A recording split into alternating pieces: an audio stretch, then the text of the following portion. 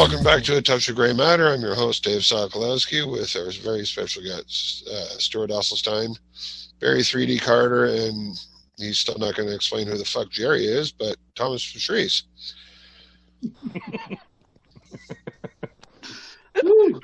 I'll just have you know that after the last show, I had other people in the household looking at me going, who the fuck's Jerry?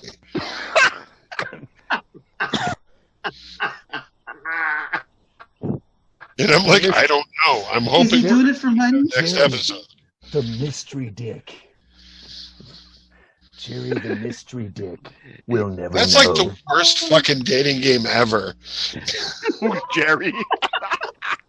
That sounds like a lineup. All right, which one was Jerry?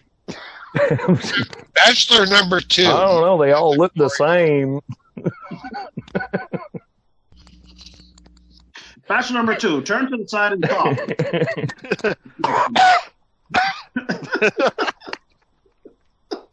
Can we get some non-Caucasian bachelors on this, please? Because, like, I'm really getting sick and tired of, like, you know, this. I just want somebody to come out through the glory hole and go, here. Oh man! Out my eye.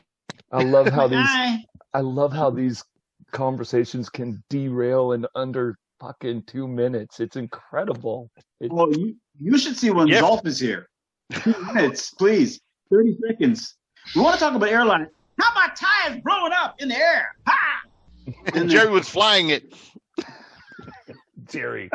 Well, Thomas was sucking his dick for some reason. We don't know yet. Why did you bring that up in the last show? Like, what fucking possessed you? Exactly, like, possessed. Seriously. Pondering.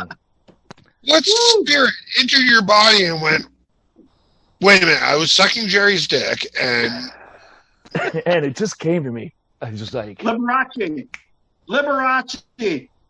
He took me over. For all the kids watching this, you might want to Google who the fuck Liberace is. Next to Jerry, on second thought, don't bother. Second thought, no. There's far better music in the world. I made a joke at dinner about the Three Stooges, and the two people that are under 20 looked at me and went, "Who?" And you're like, oh, right. Touch of Grey Matter. If they're not on Matter. TikTok, it doesn't exist. And I'm like, Right. All right, okay. Let's clarify it right now.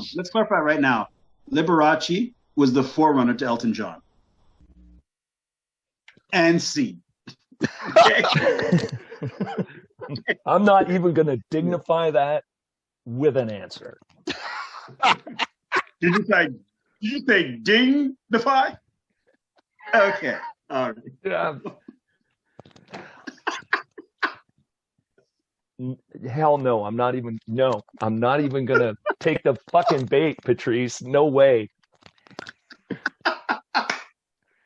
Again, suspect number 2 turns to the left and coughs. who the fuck is Jerry? And no, we can't go down this road. We can't. I'm pulling you back from the light, bud, or the dark side, or wherever the fuck we're going. I swear to God, I'm going to wake up at 3 o'clock in the morning and I'm going to fucking call you and I'm going to be like, who the fuck is Jerry? Hashtag. You didn't. You know what I'm going to say to you? You know what I'm going to say to you, Dave? You know what I'm going to say to you? Think on it. Click. There you go. Okay. Today's topic. Yeah. Today's topic. Listen, I have been waiting literally for 3 years to watch this movie. I have waited with bated breath to watch this movie. Frozen? I'm going to say one thing before I start. Joss Whedon. No! You don't ever do anybody else's movies again. No! Okay, we can begin. I finally saw the Snyder cut to Justice League. And oh my God, worth the wait. Every single freaking frame is just beauty. Beautiful. Everything about this movie is beautiful. Everything about this movie is beautiful. This man not only took the movie. Yes, you are.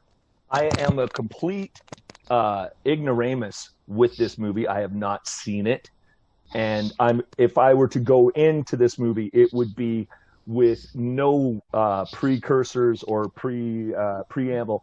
I'm like a blank slate when it comes to this whole side of the DC universe. So for me, lay it on me, sell it, tell me why the hell old white dude should go and enjoy this. Listen. Okay, all jokes aside, the movie is just like, this man had a vision for DC. Okay, there was a tragedy in his personal life. We all know about it. I'm not going to go into it, and I pulled him away. But if you take the time to now sit down and watch The Man of Steel with the slight train wreck that was Batman versus Superman, and you slide right into his version of the Justice League, it just works. I'm totally ignoring Dave. It just works. It is such, like, he just develops these characters. He gives each character their own backstory. Whereas Joss Whedon just said, yeah, you know, the guy who's Iron, and he's like Iron Man, but not. And for like copyright infringement, I can't say his name. Well, he's black and he's metal. Oh, and you know the kid who runs fast? Yeah, him. He lives in a magic train station box, and Bruce Batman finds him and says, "You be my friend." Oh, and you know, I'm not going to even bother to explain about the guy who can swim and talk to fish. I'm just going to put the line in that everybody's been using since 1967. Oh, you can really talk to fish? You know what, Joss Whedon? I'm so sorry. I got to do this. Ooh, your mama needs to teach you a lesson. Boy, you need to get your ass whooped. And for DC, what? No, I know I'm going off. What the hell were you thinking? You said, you know what?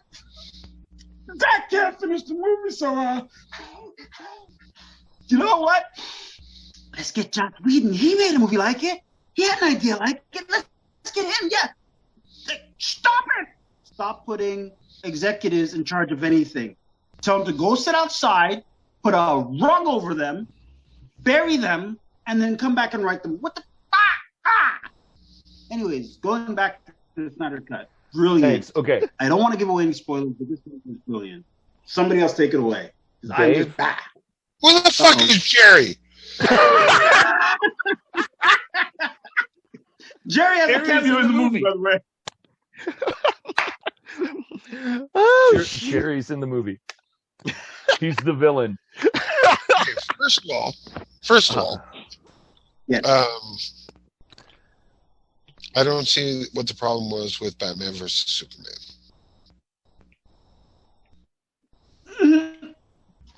Shut your fucking trap. You had your point.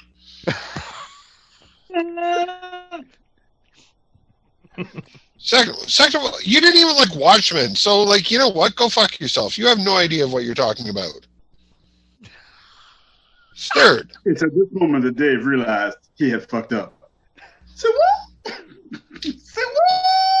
Okay, so I have only seen a smattering of the Watchmen, but what I did see, I liked. I liked the agreeing with Dave because you're both. Okay, no. First of all, don't play the white card. Don't fucking play it. Secondly, right on, my brother.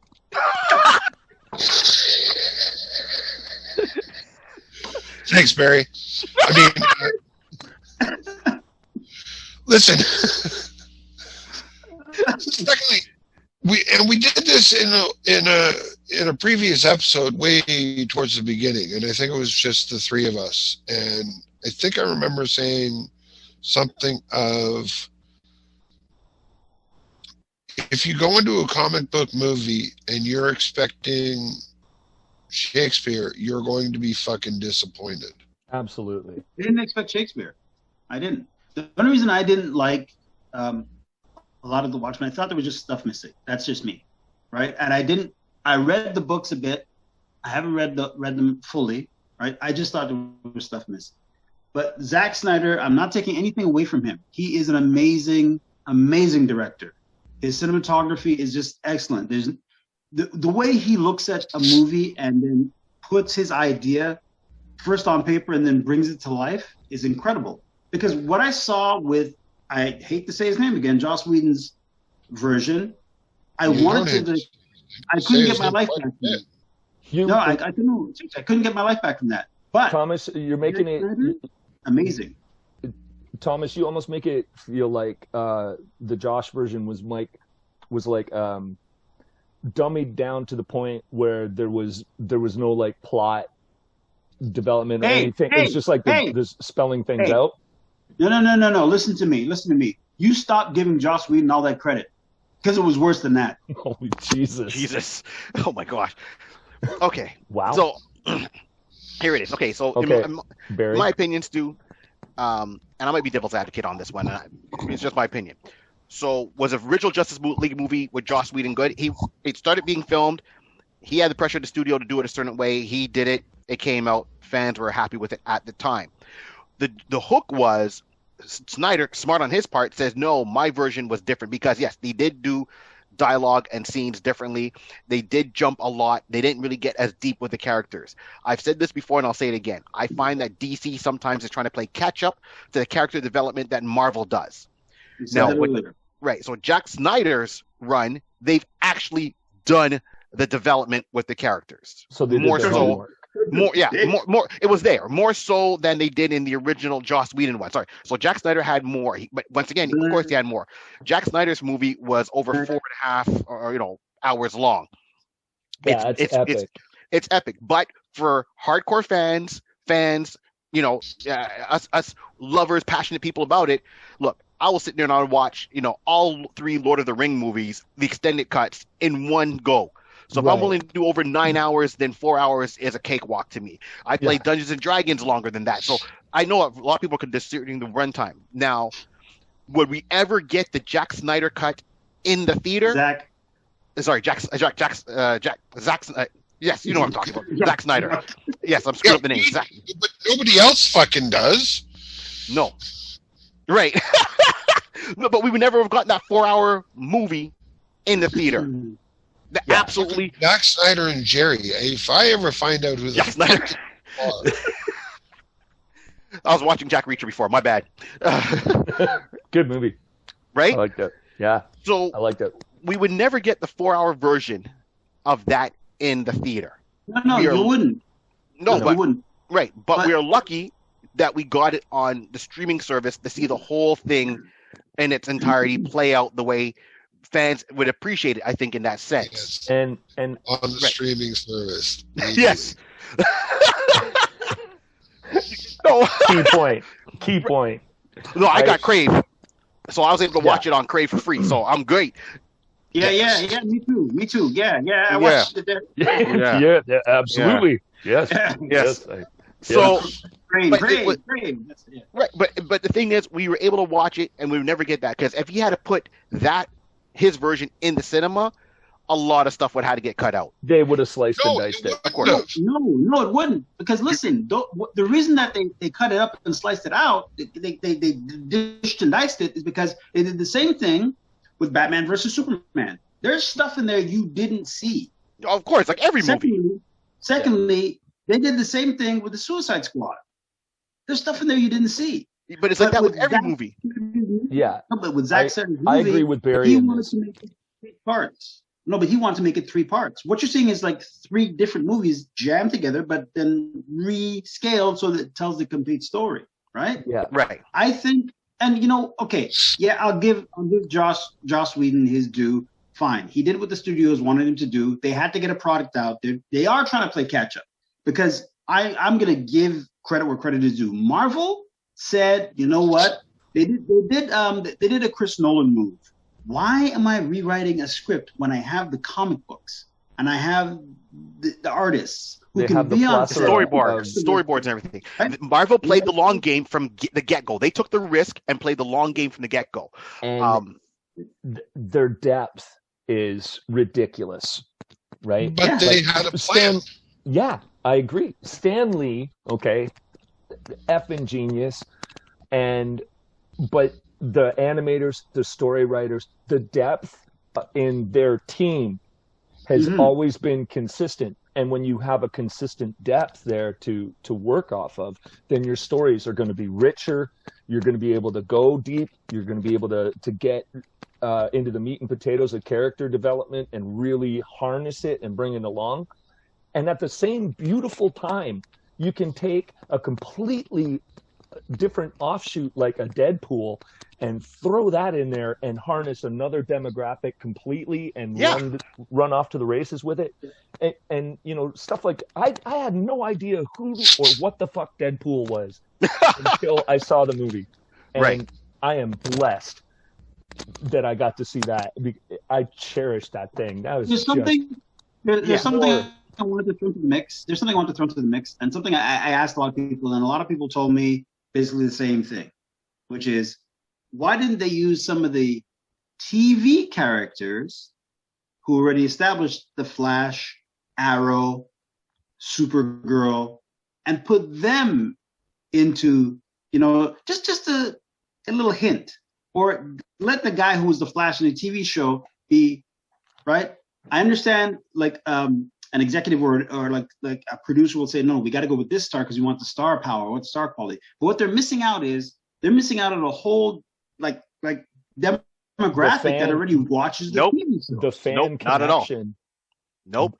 And sorry. But I'm talking about what Stu's talking about, the fan connection. No, I get what you're saying. So, you know, and I see your point too, Barry. No, they're not, because the fans are going to double up anyways. Like me, I'm going to double up and watch the movie anyway. It has nothing to do with doubling up.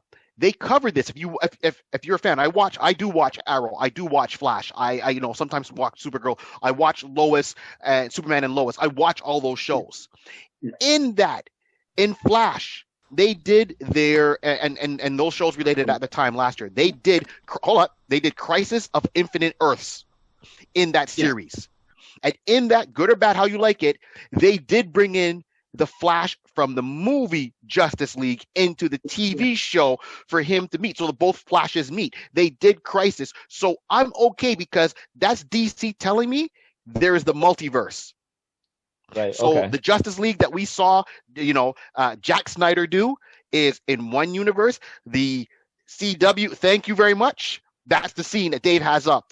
The CW has their own universe. So even though they all have the name Superman and there's different actors playing Superman, and they establish the Justice League and the multiverse. In the Justice League movie with Jack Snyder, they talk about the multiverse. Right. So we know it's there. You know, if you're a casual fan, you're going to say, okay, I don't get it. So how come they didn't bring this actor in? That's more an argument more for Marvel. Right, because Marvel does establish that Marvel did that because when Coulson died, okay, in the Avengers, they brought him back to life, but they put him into Agents of S.H.I.E.L.D. And they always reference tidbits. Yeah, tidbits, but I get what you're saying. But none of the movies had anything from the Netflix. So Daredevil, Iron Fist, which wasn't a really big loss, Luke Cage, Jessica Jones, Punisher, stuff like that, they never brought them over. No. They never brought them over into the cinematic universe. And I believe that the reason for that, all the same one. I believe the reason for all of that too is straight up. You know, they look at the bottom line and go, okay, this is what the public wants. This is where the highest fan base is. This is going to put asses in seats. Right? Yeah. So something's got to give. There will always be hardcore fringe fans of Punisher and of, some of the outside stories, but everybody wants their Spider-Man. Everybody wants their Hulk. Oh, absolutely. And I agree with you. It's just that the two companies have different ideologies. So with Marvel, I agree. Right? Yeah. They did say that it took place in New York, everything happened. When they had those Netflix shows, those heroes saying, yeah, we're dealing the follow with what happened with the Avengers.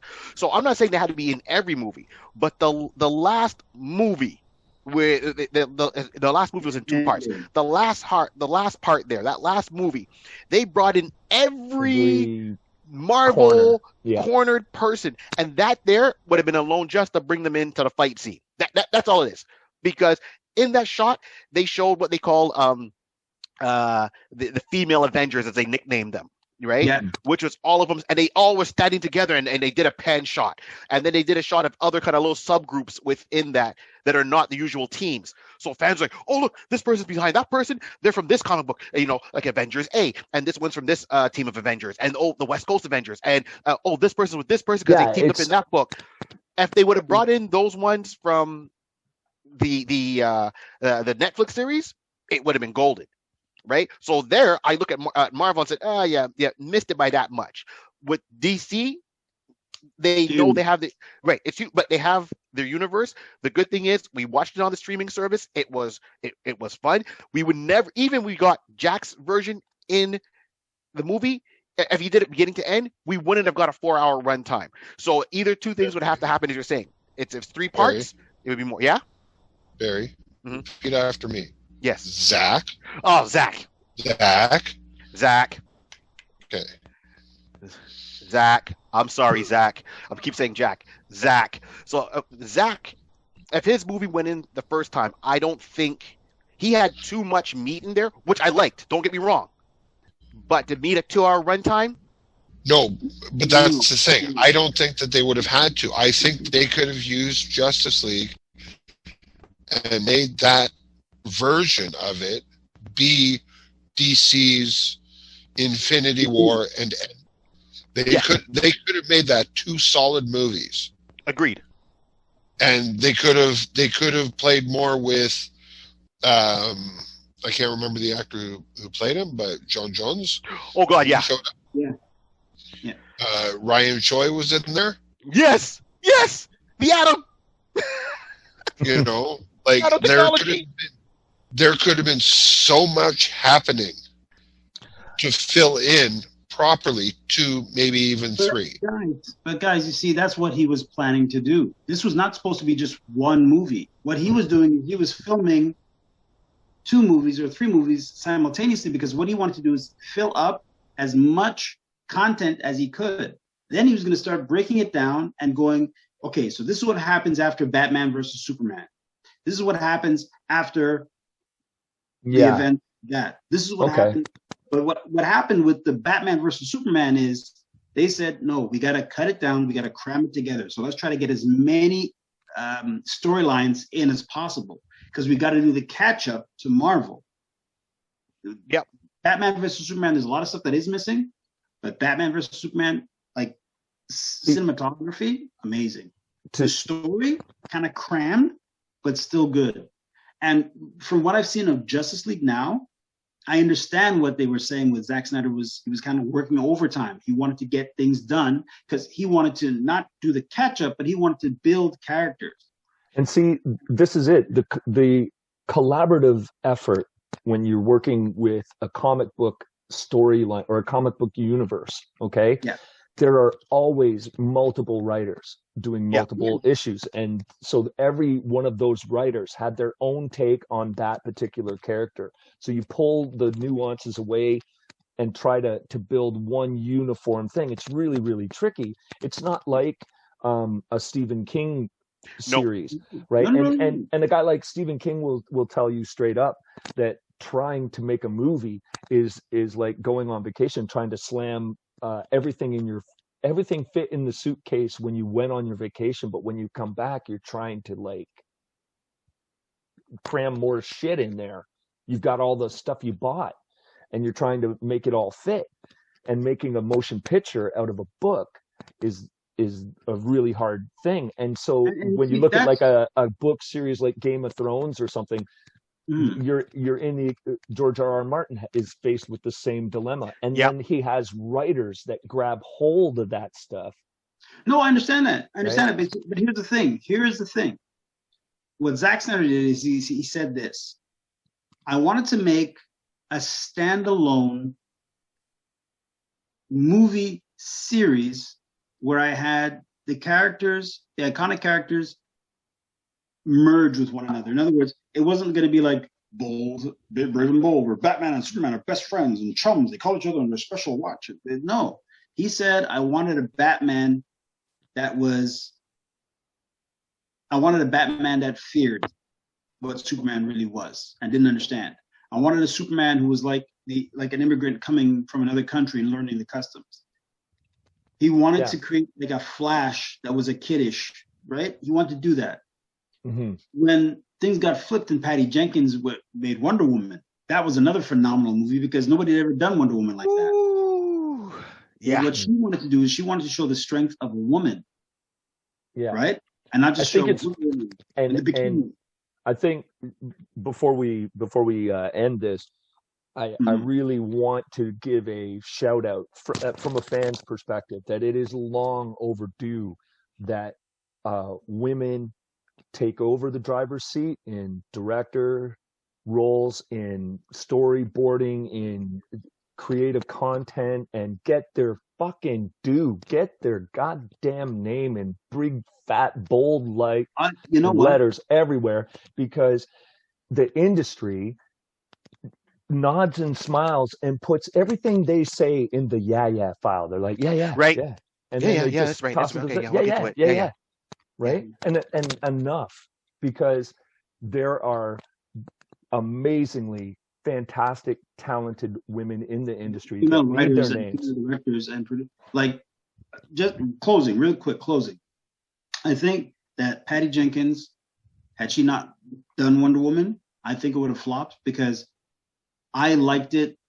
She had a great understanding. Yeah, it was a woman's perspective on Wonder Woman, and damn right it should be. Right, because Wonder Woman is a very pivotal character in DC Comics. 100%. Right, I was going to say something about Aquaman, the Aquaman movie. I'm just going to say Momoa killed it. I liked it.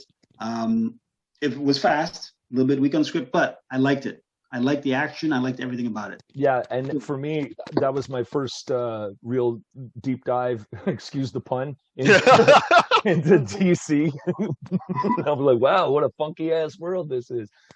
But yeah, can I get a fish fillet? Loved it. I was super happy with that movie too. Thrilled. Yeah, I came out of that theater going, what a ride! That was so cool, man. But that's exactly what it was. What a ride, right? I mean, I'll tell you this. Okay, you're asking. Your first question was, is the movie worth watching? Absolutely, yes. You might not watch it like some crazy of us here that'll watch it in one sitting. But is it worth it? I'll say, is it worth it? Absolutely, because right, still going. You will get a deeper appreciation, a deeper understanding of the characters. Okay. There's more of appreciation, right? You'll see the vision go beginning to end, right? Like there's no thing left. Does it leave you wanting more? Do they hint at more coming? Yes, and it will be covered. I think he's finally given the kickstart what the DC universe needed in movies. It's finally, cool. So it's about with the heroes, the villains, their interpersonal relationships. The only spoiler I'm going to give is Flash, the character of the Flash, finally has his due as a full character. He does something in this movie that is courageous and at the same time solidifies him. I mean, I'm not taking anything away from the fans who know the Flash better than me, but this movie solidifies him as a bona fide superhero. I think that the comic book universe should not be like the political universe, right? Where it's divided down the middle. I believe that Marvel and DC fans can there's absolutely, because I'm a fan of both. I'm a fan of anything once it's done well, and once it's and to respect the source material. That's my thing. I'm gonna have my own show starting on that soon enough, the next couple of weeks popping up. But it's really it shows the characters. You sit there and you understand their motivation for each and every one of them. You see how they interact, so they see how they can form as a team. You sit there and like, okay, that makes more sense. It doesn't chop and say, well, why they do this? There's really no questions from scene to scene, from beginning to middle to end, of why things were done a certain way. And and then when you watch, like if you watch the original one, the Joss Whedon one, and then you look at Zack's, you see that people are like, oh, they're going to use the footage over it. It was completely different altogether. Fresh. Like he did fresh. So even if you've been a fan and you watch the Joss one and you watch Zack's one right now, you're not going to sit there, oh, I'm watching the same movie again. There's very little scenes that are the same, and even those scenes, the dialogue is different, which gives us different tone. The script is richer, the dialogue is different, and the characters are fuller. Anybody who's watching this movie right now, this is me putting it out to you. Anybody who's watching this movie right now, peel away what you saw. Go in there with an open mind. I'm saying this with all due respect to anybody who's been part of both stories, both versions. Peel it away and just watch it. Anyways, folks, that's it for us tonight. I'd like to thank on behalf of Dave Sokolowski, who unfortunately he can't get in. Bell got him. Technology. Jerry took him. Jerry took him. Jerry would tell. Yep. See our previous episode when we talk about technology and Jerry. And Jerry. And lots of stuff. Or not.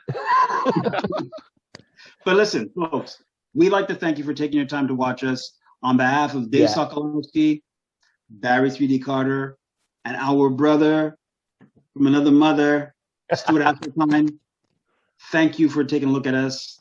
We are Touch of Gray. And remember, there are a lot of people in this world and a lot of okay-ish people in this world. But if you can't be a good one, try to at least get close enough to being a good one. I don't say it as good as Dave, but there you go. Oh, last note, please like, share, subscribe, tell the others, spread the word. And for our friends and friends and family out in Montreal, please, merci à tout le monde, check out the channel, share it with the whole 9 yards, pass around, pass love, and shoot us a message once in a while. Yes. Yeah, absolutely. All our Italian watchers, grazie mille fuori. Ehi, io parlo italiano cosa bene, ma solamente io dici like, watch, keep loving us. Okay? Cheers, and thanks for having me. No problem. Hey, Stu, before we let you go, one last thing. Do you have anything upcoming? Where can people find you? What's your social media? What do you have coming up? I know with COVID, we're all home, but, So my social media is pretty straightforward. You can look me up on Facebook right now.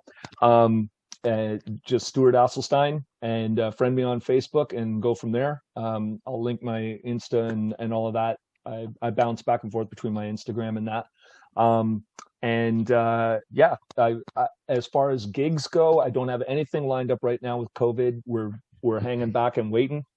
Right. And but when things open up again, I fully intend to do another spare parts comedy show or spare parts comedy tour to raise funds for the Kidney Foundation. And I want you guys to be a part of that action. So we'll try to make that happen. And to all of those out there watching, like and share. And if you haven't already, go to beadonor.ca, fill that information out, and help change lives and save lives for the better. All right? Pass the love out, and you get love back tenfold every time. Absolutely. Hold on. And lastly, your Instagram. Spell it out. Tell us where your Instagram is, at least. I can't. I'm so gray and old, man. I can't even. Well, this is why it's called gray. A touch of gray matter, man. Well, that's just it. I mean, I never put this out to anybody because look at me. I'm going through my phone right now. What the fuck is my ID? That's how bad I am. I'm so like 1 foot in technology and 1 foot out when I need it. Yep. Unless it's boring. I'm joking. I'm so. All right, I'm so boring. I see. I got you covered. So Thanks. if we're looking for you, you can find him at. So it's Stuart. Sorry, STUARTA 01. That's right. There we go. And you'll get to find our buddy out here, and who's joined us tonight. Check it out on the camera. In Cornwall. Thanks, buddy. Cornwall. There we go. Pass the love. Thank you so much. Love you guys. This was a riot. I always have fun talking with you guys about any topic. So I look forward to the next go round, man. It's going to be absolutely, man. Cool. Night, everyone. Good night. Good night, folks.